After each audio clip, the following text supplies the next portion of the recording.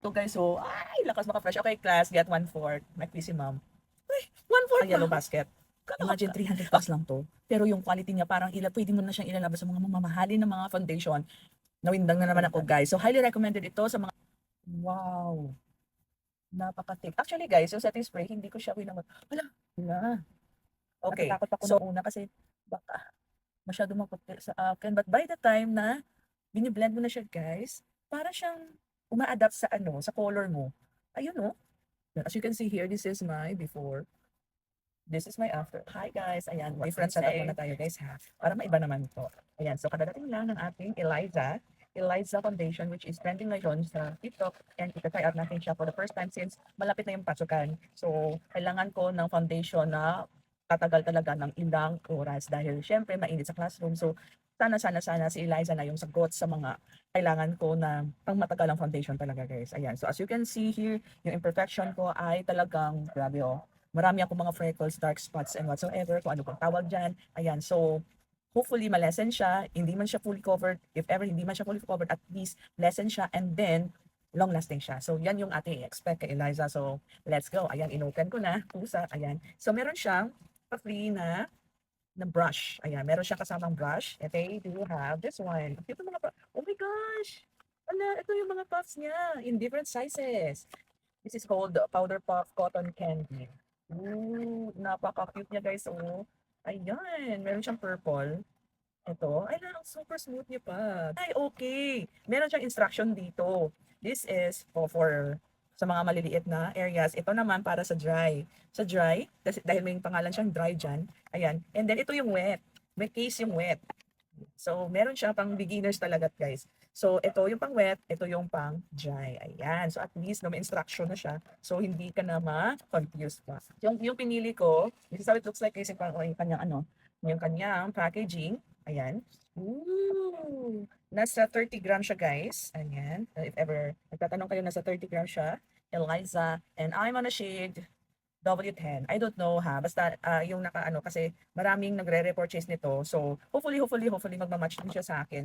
Nasa warm undertone kasi ako. So we'll see. Ayan. So, bago ako guys maglalagay ng foundation, syempre gumagamit muna ako ng setting spray. Yung ginagamit ko is yung C Makeup. Ooh, so this is how the brush looks like guys. Ayan siya guys. So close up look. Ayan siya. Ma-apply talaga yung mga dito. Ayan. Bagay siya. Kukuha muna tayo ng certain amount. Ayan, 2 pumps lang. Kasi I think marami to. Kukuha na tayo. And first wipe. Nakabaliktad. Ayan. Wow. Napaka-thick. Actually guys, yung setting spray, hindi ko siya winamot. Wala. Okay. So, dito tayo maglalagay muna sa right side bago yung left side. Para ma-compare natin. Napaka-thick ng kanyang consistency. Hala. Gamay lang itong nilagay. Gamay lang.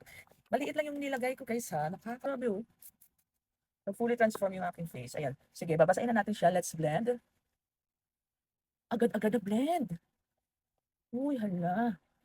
Natatakot ako nung una kasi baka masyado maputi sa akin. But by the time na bini-blend mo na siya, guys, para siyang uma-adapt sa sa color mo. Ayun oh. Hala, ang ganda, ang galing. This is with and this is without. You see the difference ba?